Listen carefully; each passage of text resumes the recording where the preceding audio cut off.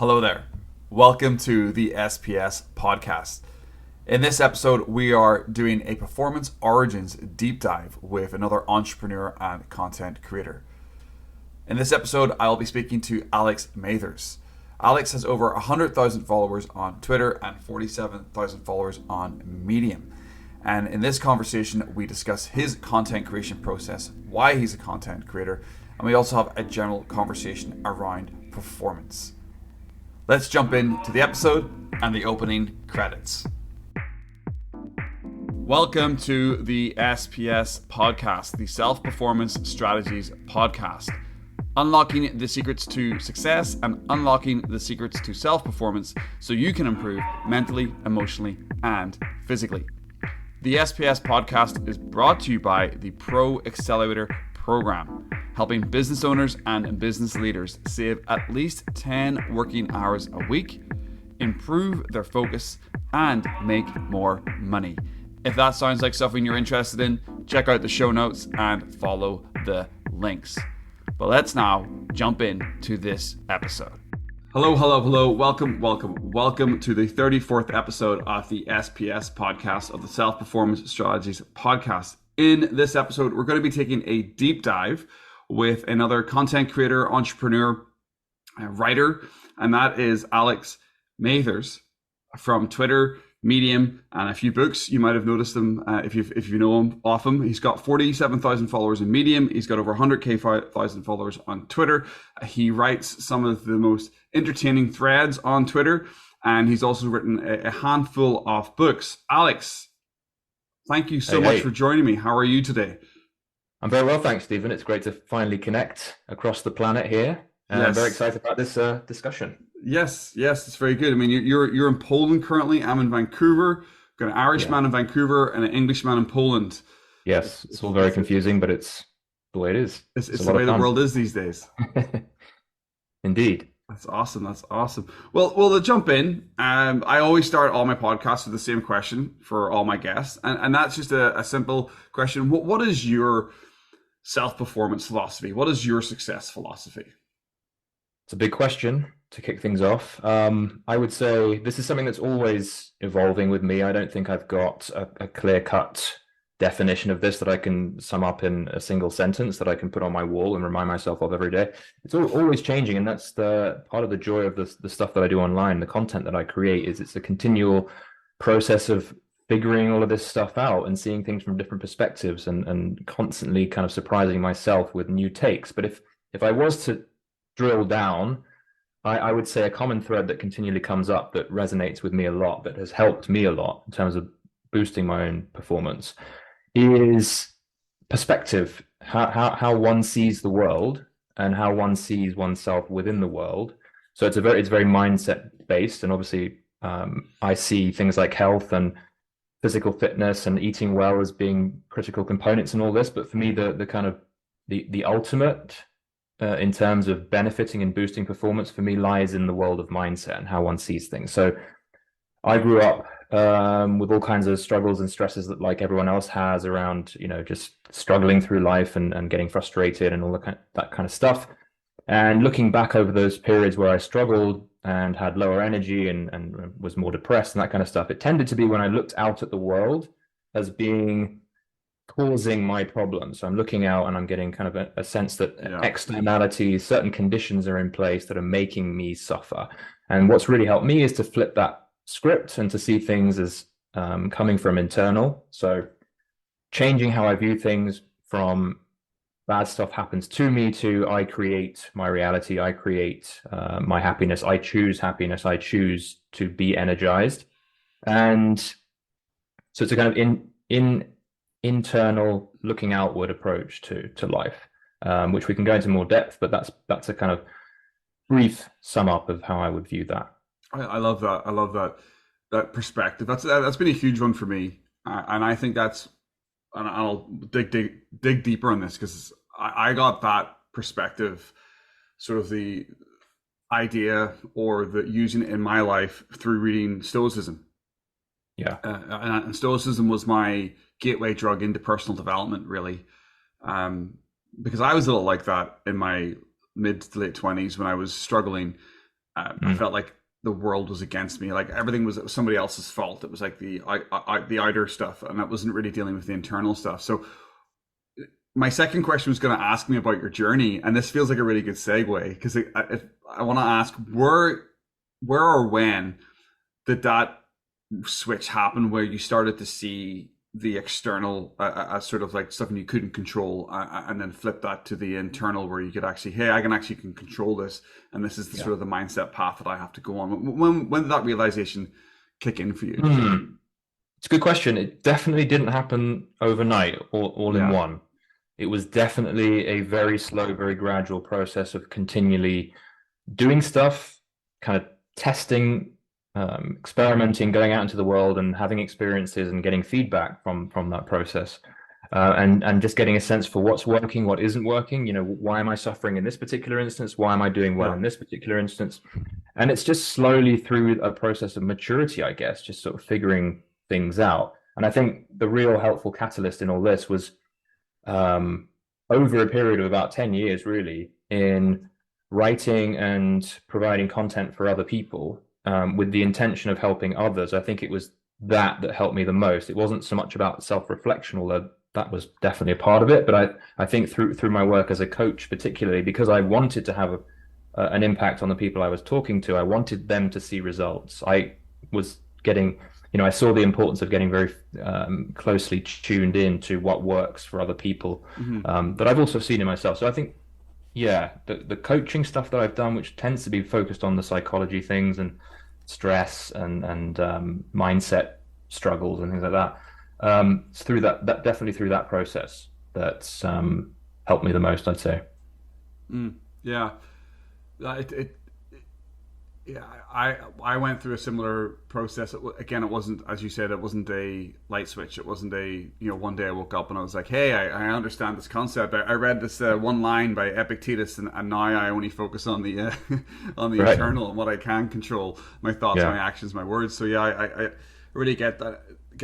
I really get that a lot. That it is a longer journey, and gets into the psychology stuff. So when it comes into the psychology stuff, did you really fall down a rabbit hole? Because I've personally in my journey, I went very pragmatically down a sort of like, my philosophy is do less dumb shit. And that's my self-performance philosophy. And that really came from the sort of like the blunt, stoic kind of the stoicness, is that even a word, stoicness? I think so, yeah. of like how I If it isn't, develop it should be. myself. Yeah, it was sort of like the sort of like just do the right thing. And I think Marcus Aurelius said that in one of his quotes. And Yeah. I find if I go all the way back through all the mental stuff and all the stuff that I've psychology wise I've got into, it always seems to come back to being very sort of like blunt, just do less dumb shit. So with your journey of all the psychology stuff that you got into, where did you go with that? What kind of path did you take? What was the thread that you wanted to pull on that made you dive into that? I would say my intention for reaching more peace more of the time was really the big thing in all this. I had experienced plenty of anxiety, stress, frustration, anger, everything that a lot of people will go through, especially in their early years. That tends to get in the way of doing well in life and having fun in life. And, I struggled with all this stuff, lots of anxiety, lots of social anxiety, lots of stuff that just got in the way of just enjoying life and doing better in business. So I was always motivated from a personal point of view to experience less of the bad stuff and want to experience more of the good stuff, which is basically not overthinking stuff, if I was to put it in a nutshell. So for me, I was always incentivized through my own personal struggles and the stuff that I was seeing in the people writing to me and thanking me and people that I coached. It was a kind of a two-way thing. I was helping myself as well as helping other people. So the process was it was kind of effortless, really, in terms of the where I would fuel my interest for it, because I really wanted to improve and I really wanted to help other people through my business. So it was very easy to find a genuine curiosity for Stoicism books and other books on spirituality and consciousness and anxiety and everything. I would devour that stuff. Yeah. And I still find it very interesting. I still think it's an endless area to explore, probably because I mean, it's probably unnecessary that we need to keep exploring if we already know the answers, but it's become more of a hobby, I'd say. Yeah, Um, I know it's interesting. Well, what you said there just at the end there really, I relate to that because I have this idea that as you level up in life, you also have to keep leveling down. And what I mean about leveling down is you're leveling down to your true self. So this idea that you can go on a meditation retreat and read one self-help book once and you're like, I've fixed everything. It's not the way it yes. works. It's like you start this lifelong journey, this personal development, this self-development. It's a lifelong journey because the more you grow, the bigger the challenges you take on, which means the bigger the demons you have to overcome inside, or the bigger the barriers, upper limit issues, or whatever that is, the sort of low deserve levels. And I feel like that I'm similar to you. I find it all very interesting, Mm. and it's like interest is the best teacher. So when you're actually interested in something, Yeah. it removes that barrier from Right. learning. And I think a lot of people try to learn things, especially high leverage skills, and in the arenas that we're in on Twitter and everywhere else in the sort of like the side hustle business or the business growth area, there's a lot of people trying to force themselves to learn things that maybe they're not interested in. And I think that's the question Mm. I'll ask you is like, is that, you're prolific at writing threads. You're really, you've got 3 or 4 books out. You've got a fairly large medium following. All of that comes from that interest that you had. So you turned your Yeah. interest into a business. So this the question that I'm trying to put out is like this effort to fix yourself ended up becoming a business for you. So do you want to go through that Mm. journey? How did that turn in from I'm trying to fix myself into I can help other people? What was the turning point that turned an interest into an actual successful career for you? Yeah. Well, I think you described it very well. I think that's it. The process was, trying to get over my own personal issues and insecurities, enjoying the process of writing about it initially. So I did a lot of blogging on it and stuff. Mm-hmm. Actually, initially my kind of writing journey started off with helping other creatives build their businesses. So I wrote a lot on those topics because those were issues Yeah. that I was dealing with as well. So it wasn't specifically mindset, but a lot of that came into it. And then that graduated into consulting other creatives to help them grow their businesses. And then that graduated even further into specifying more closely with psychology stuff and mindset with a broader audience. So it's been a funny old journey. And yes, absolutely. The key catalyst in this whole process has been following stuff that I naturally am drawn to, that I'm fascinated in.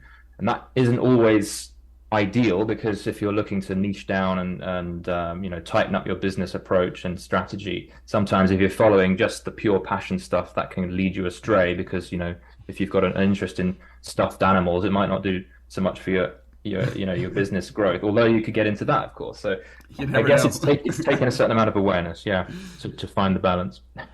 Yeah, no, totally. It's when you're learning those new skills that may not be within your wheelhouse. It's making sure that you're still focusing on those high value, high reward, and even high dollar skills that you already have.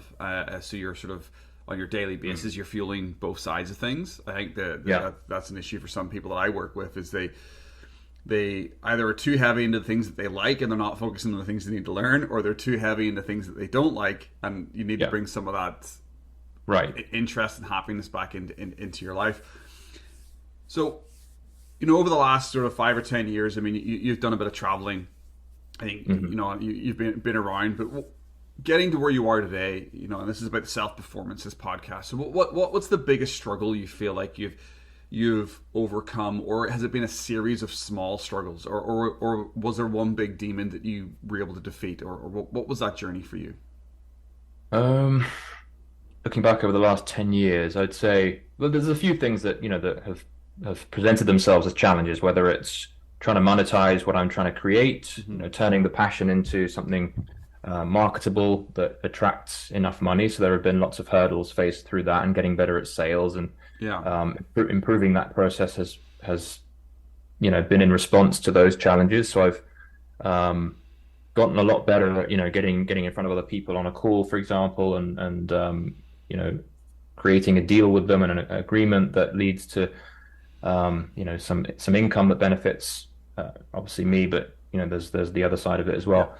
Um, Yeah, that would be a that'd be a sort of big element for me, is just sort of monetizing what I've created Yeah. and monetizing my interests.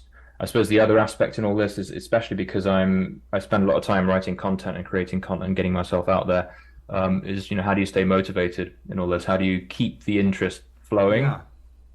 the excitement for what you're doing there? And a lot of me being better at that compared to how I might have been a few years ago and gotten lazy and procrastinated more often around the work that I needed to do was getting more intimate with the idea that it's not always wonderful and it's not always easy, and becoming better attuned to what my emotions are telling me and saying, and kind of ironically, not taking them too seriously. A lot of people might argue that you need to kind of look deeply at your emotions and try and figure out the meaning of all of it. But I think that can confuse people. If you find yourself staring at a blank piece of paper and you don't feel like writing, that's not an indication that you shouldn't write. It's an Yeah. indication that you feel a little bit off and you need to carry on regardless. Yes. Yes. Yes. So it's those kinds of moments that I've become better at kind of handling and developing a Yeah. relationship with. It's when I've, gotten out of bed in the morning and thought to myself, yeah, I'm not really up for it today. But who cares, man? Because life goes on, the business continues, right? So Yeah. let's Yeah. dive into it. So borrowing a lot from what you were talking about, the sort of pragmatic approach has been really helpful. Yeah. If I was to be really specific, I would say I'm probably not going to come up with anything particularly groundbreaking, but things like, to me, the consistency thing has been really crucial for me. It's Yes. just being willing to put in the reps on something very narrow. Hmm. In my case, article writing, short form writing as well, and just blasting through it, just committing to that thing and committing to doing it every day, and having faith in the process. And even if you aren't seeing results initially, knowing that it's that repetition that's developing an incredible muscle that other people are continually being denied because they keep getting bored and keep scurrying off doing other things. Yes. You're gaining such an accumulated advantage by doing something consistent for a long period. Yeah. No. Yeah. So many things you said there that resonate. Two threads I want to pull on. And first one is like, how do you stay? Maybe it's one thread, but they're connected. How do you stay consistent? If someone was listening to this right now and you're prolific, I'm going to say it. I mean, I try to keep up with you sometimes with the threads that you pump out, and you're Yeah, very very good at writing good threads consistently. thanks. So you're welcome. What is the routine, the habit, the mindset, the frameworks? What do you have? So someone's listening to this today and they're like, oh, I want to write more threads like Steve does or Alex does. What would be a tip that you could give somebody who's is maybe a content creator or an aspiring content creator, because you are prolific. So what is that Mm. strategy for you to stay consistent? Yeah, I'm not sure I've completely got the solution really. I think a lot of it comes, 'cause I'm still trying to sort of figure out what's working, what isn't working. But Yeah. yeah, you're right. I've definitely found a way to continue writing every day, even if a thread flops, which they very often do, Hmm. and to, pick myself up and continue writing. And I think that a key element in this is, I mean, the commitment. It's got to be there. You've got to be. I have to regularly tell myself that this is what's happening and this is what I'm committed to, at least for the next few months. This is the phase that I'm going through. So Yeah. it's kind of you're self coaching a lot, I would say, continually kind of talking to yourself in a sensible way without losing your mind, type thing. And encourage self encouragement plays a big role in this as well. You've got to. I think this a lot of the work that I've done as a coach has really helped me become better at a self coach as well. So I've gotten good at encouraging other people, but Yeah. I'm also getting better at encouraging myself to sit through the discomfort and to continue writing and follow that commitment. Um, so I expect it to be uncomfortable frequently, and that's a key component in why I keep doing it. And I have a routine that's makes sure that writing happens earlier on in the day, for example, when I tend to write with an awake-ish mind. Um, and there are ups and downs through the whole process. It's not it might not be what it looks like on from the outside all the time. You know, there's a thread that comes through, but sometimes it might be a recycled one. It might be that I wasn't feeling it that particular day, and I've taken an old thread that didn't do very well, and I've changed the hook. And so there's other stuff involved that makes it look like I'm a well-oiled machine. But of course, you know, there are moments where there are lulls. But in all of that, as long as you keep being willing to put stuff out, I think is key too. Like it's not always going to be the best material, but I'm willing to experiment and test and put out less good stuff because it informs me what to do more of or less of, you know. So I think that's another thing is being willing to put out stuff that isn't particularly fantastic, but still keeping that machine going. And then you know, ultimately having faith that this process is going to bear fruit, which it is. It just that's the consistency element, and there's also the other aspect in this, which is you know if things don't work out, you're always able to tweak and update as you go based on the feedback you get. And with that, for me, that's like enough to go with. Like I've got the self-coaching, sort of self-encouragement, commitment, routine, and then the faith in the process. Yeah. All of that combines to keep the thing moving. Yeah. You've just literally listed a 8-point thread.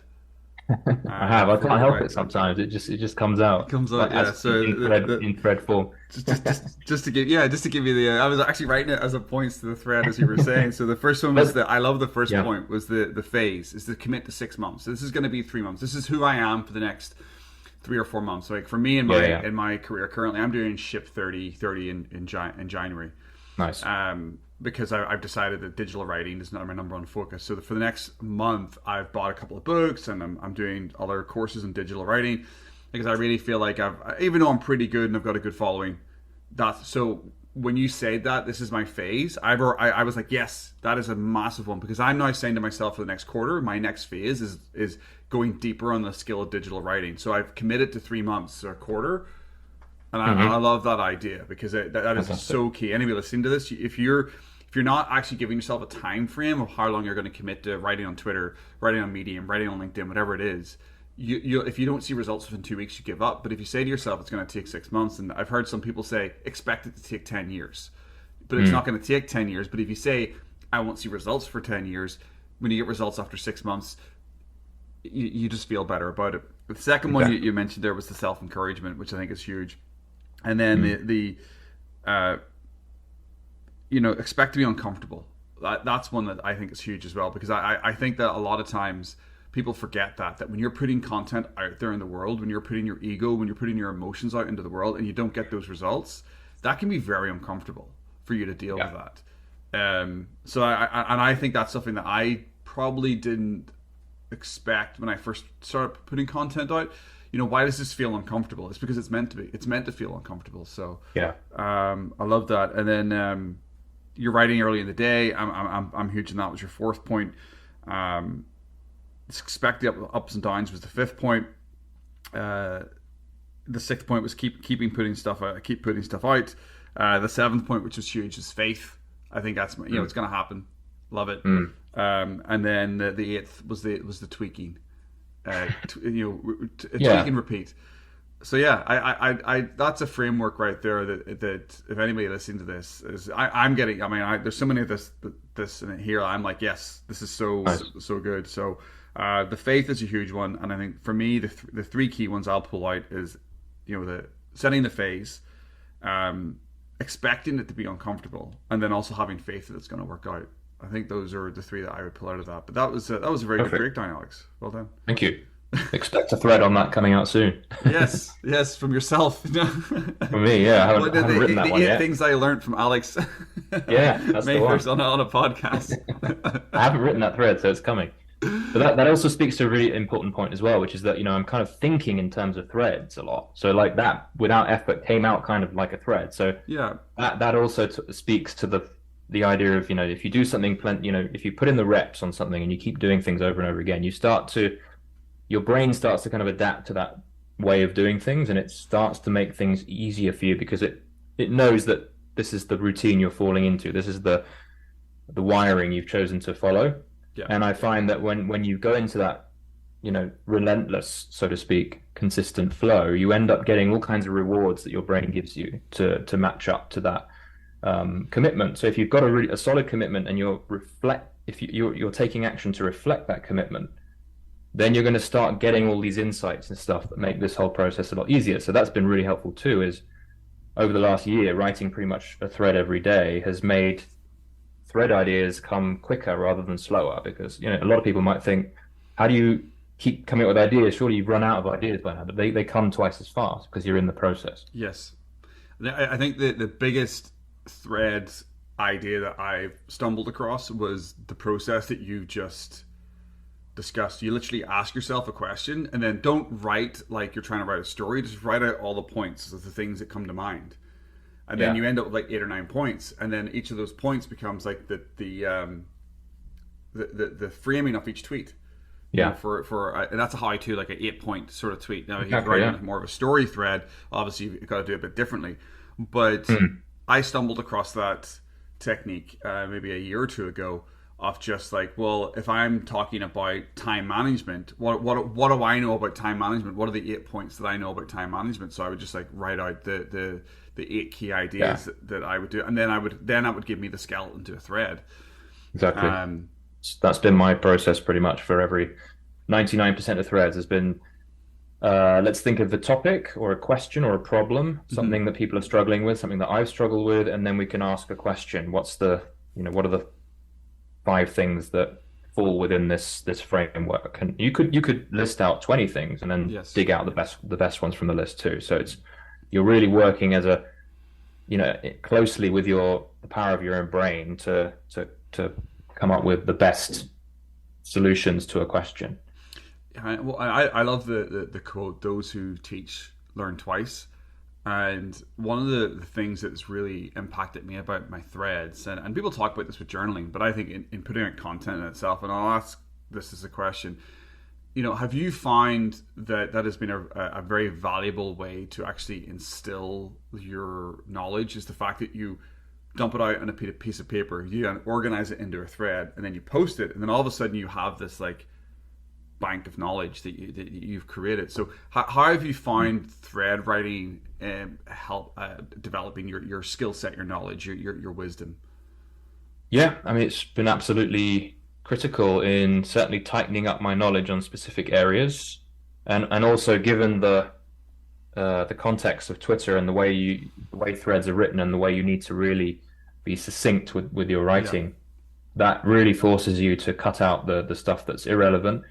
Even stuff that's relevant that you really want to include, you have to cut out if you're going to write a succinct thread. I haven't always been, I'm sometimes guilty of writing very long threads, but the process of writing them, and certainly tweets as well, has been really good in making me think about what to prioritize that I want to tell people that matters within this subject matter. Mm-hmm. So yeah, I can't, it's very difficult not to have learned very rapidly through this process. So online writing, especially on Twitter, a lot of people make fun of Twitter because it can be kind of like writing superficial crap half the time. Water. But a lot of it really forces you to narrow down and think about what matters the most. I think that's key in learning, is like figuring out what the priorities are so that people can really benefit from the juice you're squeezing out from the fruit.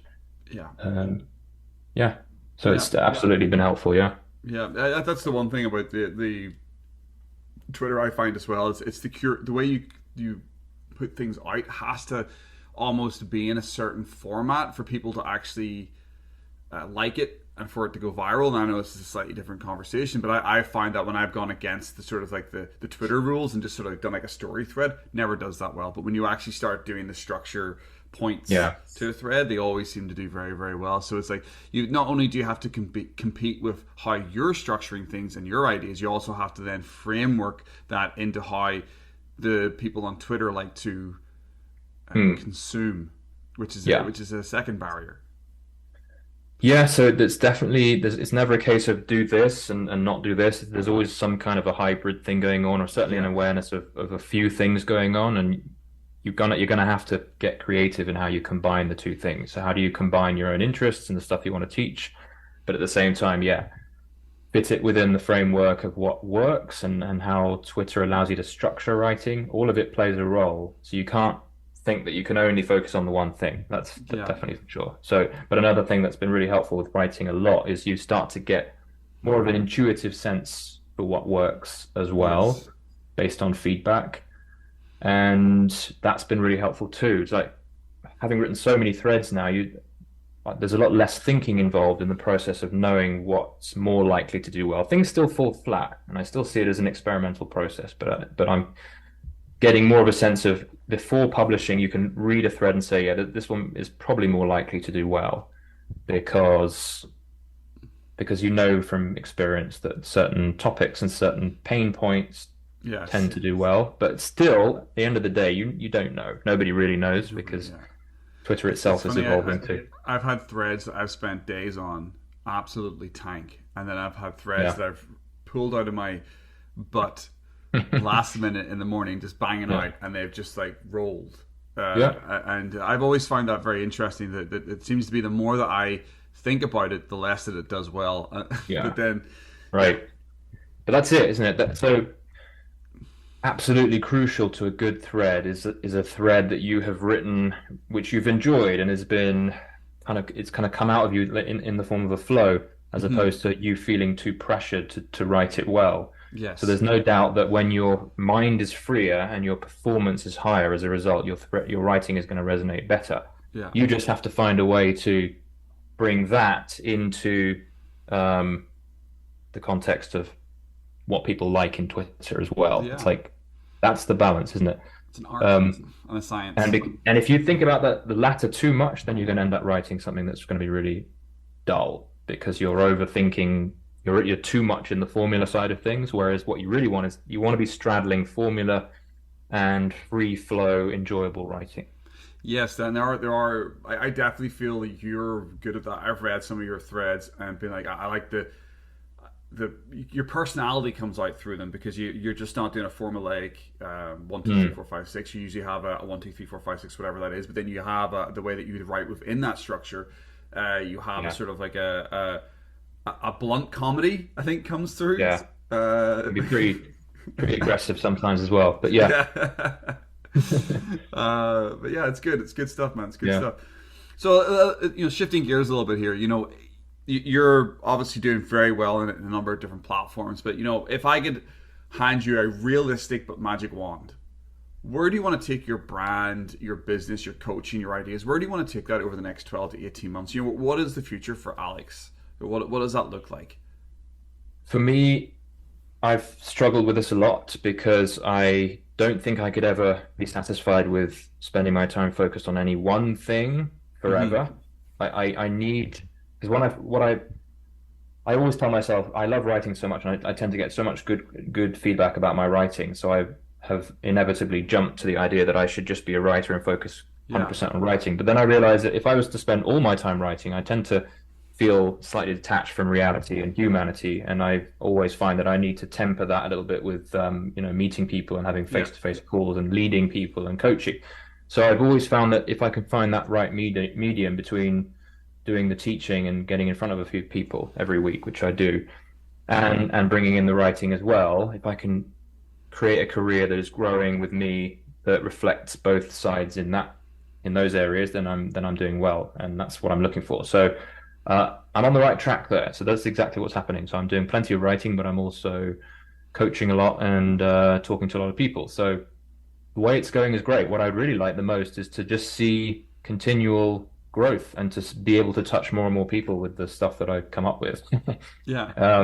And one of the sort of tangible manifestations of that would be to see my newsletter continue to grow really big. So I've got a newsletter that I'm putting everything into, and Yeah. I see that if I can build that to hundreds of thousands, that could be a really great asset to have. I mean, it is already, um, and a retirement plan. So that would be for me a pretty good indication that things are going well. I guess having a big growing newsletter that's Yeah. matched that allows me to continue writing, but also to continue coaching.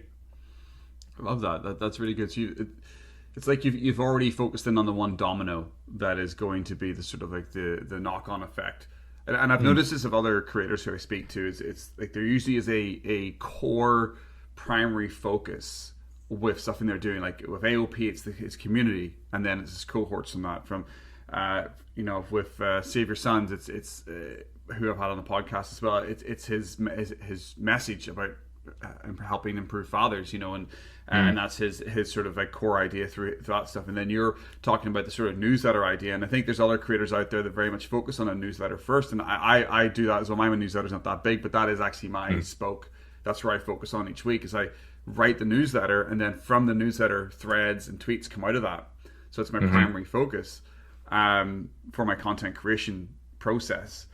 Yeah, but I really like that, because the newsletter is there's so many ways, so many things you can do with a very well executed newsletter. So I really like that. So why is that? What would be the best part of that for you? If your newsletter was doing well, what would be the sort of the end result from that? I mean, the newsletter is kind of like the means goal. What's the end goal that you're looking for with your whole sort of journey? Yeah, it's a funny one, and I think about this a lot, because it's kind of like a loop that's forming that I'm seeing. Is the bigger a newsletter I grow, the more leverage I suppose I create in my life to give me more time to do the very things that I'm doing to build the newsletter, which is to be able to write more and do some coaching as well.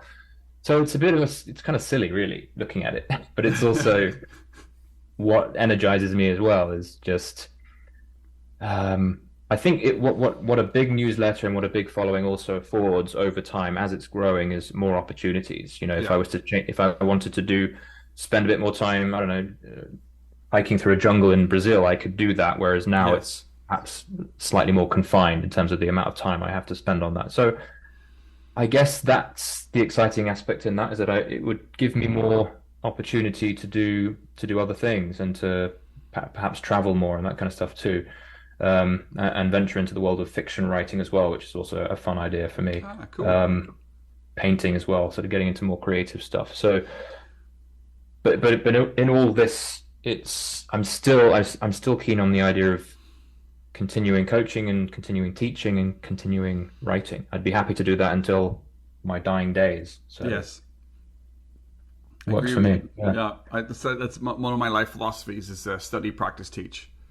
Yeah, and that's a loop that I feel like I'm going to be on for the rest of my life. I picked that up from the Stoics, but this idea that I study something, I practice it, and then I share what I'm doing. And I even started a YouTube channel around that idea back in 2016-17. I used to call myself Struggling to Succeed, because my whole idea was that I was struggling to succeed. But then once you get onto Twitter and other platforms, you don't want to really use the word struggle as a way to sell yourself. I know what you mean. Yeah. So success theory is the new one.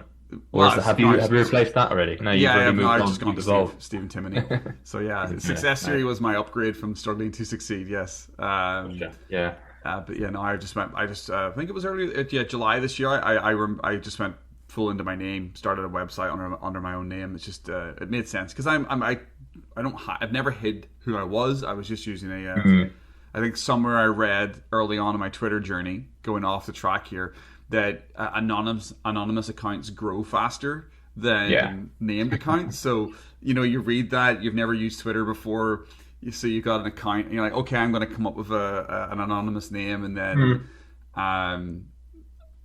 so it was. I know what you mean. It's easy if you're just starting out to look to what other people are doing and what seems to be working with others, and I guess it's just part of the process of, as you find your way, you can start throwing off bits and pieces that you might not have needed before. But who knows? I mean, there's probably some truth to the fact that anonymous accounts do grow quicker. But then, what are you sacrificing on the other side of that? Your kind of personal brand is being covered over, right? So there's that you're lacking. Yeah, I think, and the personal brand is, I think it's a huge thing. And one of the reasons why I started the whole YouTube channel, which I don't really do much anymore. I want to get back into that. To be fair, it's actually one of my sort of like goals once I get my business really working well, because I want to hire some who's to help me with the editing, because it's such a time suck. And this idea about your digital resume, we talk about Tesla's got like X amount of million followers, but Elon Musk has got hundreds of millions of followers. Do you know what I mean? So like Tesla's the company, Elon Musk is the brand, and the personal brand. Sorry. And I, years ago, I went for jobs in 2017. I actually was applying for jobs, and I was trying to get into the sort of the tech space, startup space in Vancouver, because there's a Hootsuite here, this company called Bench, a bunch of other sort of like San Francisco X or whatever tech places that moved up to Vancouver. And I was like, at the time I was working in sales, and I was trying to move into changing my career. I was trying to do these different things, and I applied to all these jobs that were kind of in the tech space, a whole bunch up here, or in the sort of like the social media space, you could say. And every single one of them was like, what's your digital resume? Where's your LinkedIn? Where's your Instagram? Where's your whatever? I literally didn't have Twitter, didn't have Instagram. I had Instagram, but it was like photographs of me at a barbecue eating a burger on a beach with some friends. You know what I mean? It wasn't like I was using it. And then it something inserted into my head back in 2016, 17. I need to have a personal brand. I need to have a LinkedIn that is me. I need to have a Twitter. I need to have something that shows people that I've got content in the world. These are my ideas. This is me as a person. And that was a real motivator for me to start putting out content, because I thought career-wise, to get those big jobs, those big, 6 figures with a 2 or 3 in front of them corporately, it would be much easier for me to get into those roles by having a strong personal brand. And that was a real drive for me. So because my mind was still corporate at that point. Now I switched to being a coach 18 months ago. So it wasn't really until the pandemic kicked in and I decided I wanted to become an entrepreneur. Like, I always thought I was going to become a business owner at some point, but drove it in. So getting back to talking about you, what was the reason behind, like, you've been a digital writer for so long. I mean, you can tell me, when was the last time you actually had a job? You can explain that to me. But what was that journey? What was that drive? What made you put content out? What was the driving factor to wanting to be a entrepreneur, freelancer? What was behind that? Because a lot of people are on that journey. A lot of people are in that corporate world. For me, it was, I need to create a digital brand, because if I don't have this, I will not stand out in the noise. That was my main driver initially back in 2016. So for you, when was the last time you worked, and then what was the driver to being a content creator? Well, I think we're going through an interesting time where we've got all kinds of external pressures and the pandemic and that kind of stuff that's woken a lot of people up to the need to get themselves online and to kind of face the reality, really, for a lot of people who want to do certain things, that they got to get their faces out there, they got to get their ideas out there, they got to get their content out there to be seen, and to also attach a certain amount of credibility to their name as well, especially if they want to wean themselves off the corporate ladder, if they're trying to get away from there, or if they are starting to see things in a slightly different way and they want to have a new way of making money. So a lot of people are starting to make interesting changes, including you, in that way, which is interesting. For me, I've always kind of had that drive to not be employed in a sort of normal context since early 20s, really. Okay. Every time I've managed to get myself sort of formal, traditional working for companies, it's never been a particularly exciting experience for me. I've always felt stifled, and I've always felt kind of creatively stunted, and never really gelled with it. So I've always probably subconsciously told myself, this is not happening. I'm not going to be reporting to a boss. I'd rather have things go the way that I want them to. I don't think it's something that comes out of arrogance. I think it's more a case of, I just I can't perform well if I don't have a sense that I can choose my own route and to make necessary updates through my own interpretation of things. So it's always been very, very obvious to me that I've needed to not work in a kind of corporate situation from pretty early on. I think the last job I had was age 24, so it's a good 14 years ago now. Okay. So as soon as I had the opportunity to break away and run things myself, which came in the form of creating designs and illustrations for various clients, which initially started out just me sharing stuff online and being seen back in 2006 or so, I was getting some interest from potential clients in that world. I realized that I could do this, and I'm just going to take the leap. And I took the leap pretty early on. So yeah, it's just always been kind of part of my Part of your fabric, I'd journey. say, really. Yeah. Yeah, it's interesting. I mean, I like your you. Most of your Medium posts have your illustrations on them, which kind Yeah. of stands you out from the awful stock photographs that get used on Medium. I think Medium is the Yeah. place where stock photographs go to die. It is a It's shame. just yeah, Nice. it But just I don't blame people for, they put a lot of time into the writing, and then, the main image needs to be there, so they've got to find it somewhere. And yeah, no, I get that. I get that. I get that. I've tried to do something different. I've posted a few times on Medium. I've not made it a habit, but I tried to differentiate myself by going with a black and white kind of style cool. Yeah, that's good. thing, just to stand out, because I was like, Mm. stock photographs, just like it's tough. But yeah, so it's been part of Yeah. your journey. It's been part of your journey, and the illustration was. I didn't actually know that's how you got started as an entrepreneur. It was illustrations. Yeah. It's really interesting, because it seems like that's now a side part of what you do. It's a very interesting part, because even when I first came across you on Twitter a couple of years ago, when we first started sort of chatting, you were still posting more illustrations on Twitter. I think you were doing the little Yeah. cool sort of threads of illustrations. So That's is that true. still a Yeah. part of your business, your portfolio of your business, or is it just something that's now sort of a side thing? It's a good point. Yep. I definitely do a lot less illustration than I did. It's been something that I've been gradually kind of doing less of, although my interest in it's still there. I spent a good 10 years working for other companies creating illustrations for them, and found that I was kind of hitting my head against the wall a little bit in terms of the kind of work that I was being asked to Mm-hmm. do. It tended to be very similar stuff that companies would come to me and say, "Can you do this in the same old style, the same Yeah. process?" And it kind of got really boring and stifling after a while. So that prompted me to look around a bit more in terms of working with other people face to face and doing more coaching. And writing was always a common thread, but it's increased more recently because I've seen the impact that writing has Yeah. had. So it's just a case of, yeah, there are a few plates kind of being spun, and right now the illustration plate is kind of taking a bit of a back seat, and has diminished somewhat, but Yeah. I still love it. Still love doing it. Yeah, no, I remember you were doing. Well, I think yeah, a thread that did well. Was it where you're having like you were drawing like different?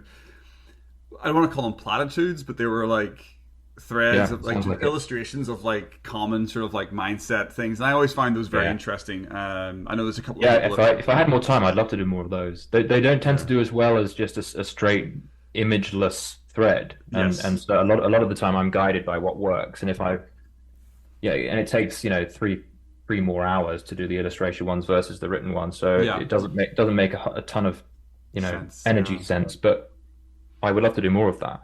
Yeah, Yeah, no, it's good, man. You should do it. You should do it. I mean, it's useful. I've seen people have threads and stuff blow up with that, but sometimes it's yeah, just you can tell it's digital. Like they're not. It's not. It's when they take other people's pictures and stuff, and yeah. I it's know. Well, really that's true. That's a good point, because there was a phase certainly like earlier in the year where image threads were just taking off, yeah, and it got me thinking again. I think in my case, I would have to. I think it would mean draining a little bit of my expression out of the posts potentially, because I think the reason that a lot of these image threads did so well is because they were very specifically. Well, maybe I'm just sort of babbling a little bit at the moment now. It could require a bit of more experimentation, exploration. Yeah, I'll yeah. have a look. Yeah, it's fun stuff, and you've definitely got an eye for it. So, because I always see Cheers. when I pop on Medium, I always see your posts stand out because I see the drawing. Yeah, that's good. It's So good to know. it Yeah. does, for when I'm scanning through Medium. Obviously, I follow you as well, so you're on my timeline there. But it definitely stands out. So it's something Cool. that unique to you. So I think that's really cool. But hey, we've been talking for about 50 minutes, so we'll go into a couple of quick fire questions here to wrap up, because Uh-oh. Okay. as we go in here. So I always ask these sort of like two or three questions at the end here. Uh, what do you think is currently slowing you down or standing in the way of you getting to your next success? Uh, What Too many was decisions. too many Just decisions? lots of options, and worrying that if I choose this thing, that I'm making the wrong decision. It's just decision making. Yeah. fatigue sometimes. Decision fatigue. Too many open loops. Too many opportunities. Too many opportunities, yes. Yeah. Yeah. Yeah. So what are you doing? I'm going to pull on that a little bit. What would be your process for narrowing? Now I can't believe I just sort of tried to say that word and it came out wrong. What is Narrowing, yeah. To narrow your focus? Yeah. What do you normally do to try to do that? That's usually. I normally go for a walk because I find that when I get stressed around decision making, it's always a reflection of me trying to do too much in my head, and I'm not in my body anymore. I'm in my thinking too much, and when I feel stressed from decision fatigue, then I know, Alex, time for a walk. Head out, go for a long walk, and I tend to, not always, but I tend to have the solution that appears to me like a gold star as I'm walking. Yeah. I love the walks. The walks are a big part of my day. I've seen, yeah, Yeah, with the hound. the hound. Yes, the hound adventures with my greyhound. Yes, who That's is awesome. Yeah. somewhere near me. Oh, Yeah, fantastic. he's Hello, below me. hound. He's below me. In a very Yes, nice environment as well, by the looks of it. Out in yes, Canada. Vancouver is very spectacular and it is beautiful to go out for walks. But the walking is for me. It's like, if I get to ask everybody in the world to do one habit, I would go for at least a 30-minute walk a day Yeah. on your own, no phone. If that's Yeah. one habit everybody did in the world, I think the world would be a better place. I agree. It's so key. So, going on to another question here, just sort of like my last couple of quick fire questions, or not quite quick fire, but like, no, Sure. there's no real thread between them. They're just random questions I'd like to ask. Gotcha. What is a contrarian view that you have on personal development, self performance, even Twitter? What's a contrarian view? Where do you push back against the norm? If everybody is saying do it this way, you're like, no, this is the way you do it. So what's a big contrarian view for you in your life? This is a tricky one because I tend to get a lot of pushback on it on Twitter, but it's tends to revolve around the idea of healing and healing over past traumatic events. And I tend to take the more, I don't know if you've come across Alfred Adler's approach, which is that, I mean, he goes full on and says that trauma doesn't exist, and it's a case of how you feel now and the decisions you make are a reflection of the goals you have, as opposed to the things that were that you could blame in your past as creating that. I'm not denying the fact that traumatic events exist, but I think a lot of people slow themselves down and make things very difficult for themselves by kind of adopting the mindset that they have this thing that they've acquired through a difficult experience that is now holding them back. I think it's very stunting to get too wrapped up in the idea that your past is going to dictate how you perform today. I think that can slow a lot of people down. And I think this trauma stuff and this healing stuff, although there's probably a fair amount of legitimacy in it, I think it can be quite stifling for a lot of people. And it's something I'm seeing a lot more of that I think is making things harder than easier for a lot of people. I would tend to agree with you on that. While I think, I'm a big believer in something like Dr. Gabor Mate once said is like, don't show me the addiction, show me the pain, because addiction is a response to pain. So some of us have trauma, small t, big T trauma to go back and fix. Yep. But there's one thing, the flip side to that, where I really agree with you on, is the future self. If you don't have that bigger, better version, that 10x version of you, that person that you want to become, you'll always let that trauma dictate how you act today, because you're taking your experiences from your past and then you're making that your identity, and then acting like that in the now, where what you should be doing is creating a future identity of the person who you want to become and then trying to act like that person today. And I think in my experience, I would say 90% of the business owners who I actually help one-on-one, if not higher than that, don't actually have a future version of themselves specifically defined. So they actually struggle with that. They tend to pick lesser goals and repeat the mistakes of the past again, because they actually haven't got that future version of themselves made out. So I kind of tend to agree with you as well a little bit. I do feel like there are some people, and I might get roasted for this maybe if I say this on Twitter, but I think some people do make trauma their identity. I went through this. This is who I am. Because I went through struggle. I was a party guy, and I made that kind. And I wrote about this actually in a newsletter a couple of weeks ago, where I fell in love with the struggle so much so I had a YouTube channel called Struggling to Succeed. The struggle became my identity. The struggle to get over my anger or my pain, whatever that was, became my identity. And now it's not, because I'm like, that's just pointless, because what I'm doing is I'm expecting things to repeat the same in the past. So yeah. Sorry, I just went off on a thought stream there. That's key though, because I think the key word there is identity. I think that when we're talking about personal growth and getting what you want in life, you need to have your identity linking up with the actions you take. And if your identity is rooted to a kind of less than ideal version of you that appeared in the past, you're not going to be able to match up the necessary actions you need to take in order to live a good life today, because your identity ultimately is guiding your action, and your action in turn is guiding the identity too. It's like another feedback loop. So if you're trapped in this sort of past idea, I guess an idea that erupted in the past that holds you back, that's going to be a problem. But you can get past, because it's just a psychological thing. A lot of people are not able to see past that, which is a shame sometimes, because you're very close to being able to make big changes in your life by understanding how identity works and understanding how much of a hold an unhelpful identity can have on you. Yes, so much of that I agree with.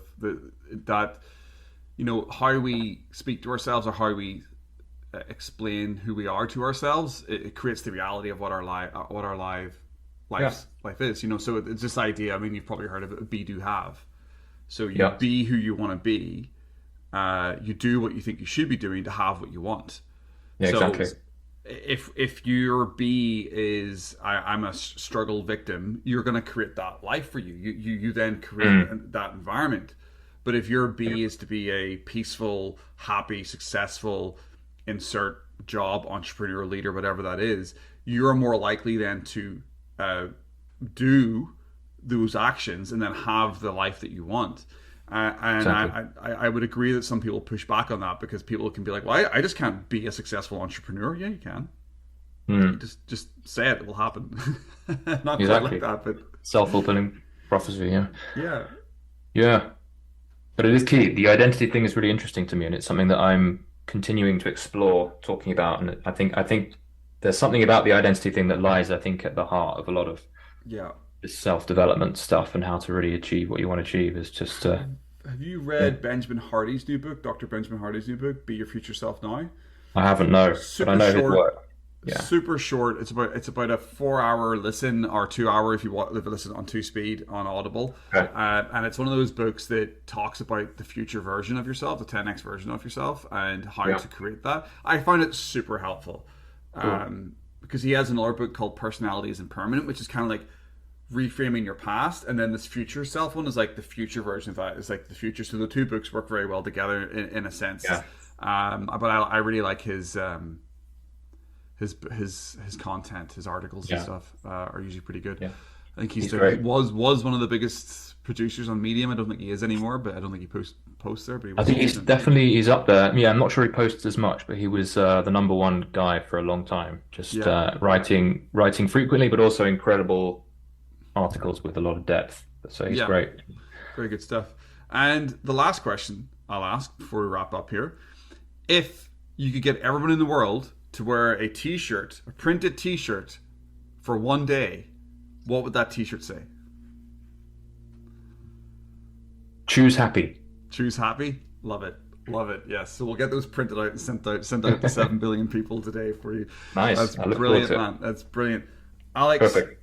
Thank you so much for coming on my podcast. It's been a great conversation. I've really enjoyed. First of all, I enjoyed actually putting a face to the name. I know we've talked on voice memo a few times on Telegram and stuff, but it's great to get that face meeting done. So it's been a pleasure. Absolutely. Thank you very much. And before we go, why don't you tell everybody where they can find you, what offers you have, and just tell everybody. Nice. Well, first of all, thank you, Stephen, for an excellent discussion. Really enjoyed that. You asked some fantastic questions. Good, cool. Really got me thinking. Really appreciate that. And in terms of finding me online, I think one of the best places would be Twitter. So Alex Mathers84 is my handle on Twitter. You'll get a lot of stuff coming through on the daily there, including my crazy threads. Another place that you can also connect with me on is my website. So Alex Mathers, mathers.net. And you'll find a way to contact me and learn more about the other stuff that I'm working on there as well. I'd say that's about it. Awesome. I will put all that in the show notes below for anybody to check out. Alex, it's been an absolute pleasure. Any last words? Anything I didn't ask you? Anything you want to mention before we go? I think we can wrap it up there. I think I've said everything I was happy to say. So very happy with that. I appreciate you, man. Thank you very much for joining me. Make it a good one. That was the 34th episode of the SPS podcast. Thanks very much for listening all the way through to this part of the episode. I really do appreciate it. If you want to reach out to me, you can hit me up on my socials at Stephen Timoney. It's at STEVETIMONEY. You can slide on over to my website as well at stephentimoney.com, STEPHENTIMONEY.com. And obviously, all of Alex's links that he discussed are in the show notes below. So if you want to reach out to him, please do. And hopefully, we will speak to you in the next episode of the SPS podcast. Thanks very much, and make it a good one.